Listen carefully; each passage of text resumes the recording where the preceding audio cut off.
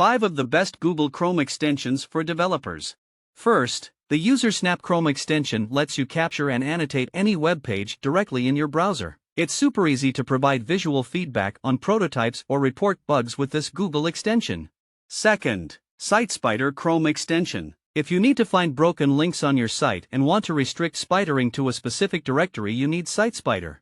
Third, Window Resizer Chrome extension. Window Resizer resizes the browser window to mimic various screen resolutions, making it very useful for web developers to test their layouts, especially while working with responsive designs. Fourth, ColorZilla Chrome extension. ColorZilla is an eyedropper tool with a color picker, color history, CSS gradient analyzer, etc. It is an excellent Chrome extension for web developers or designers to directly pick up the color and use it in your design or work.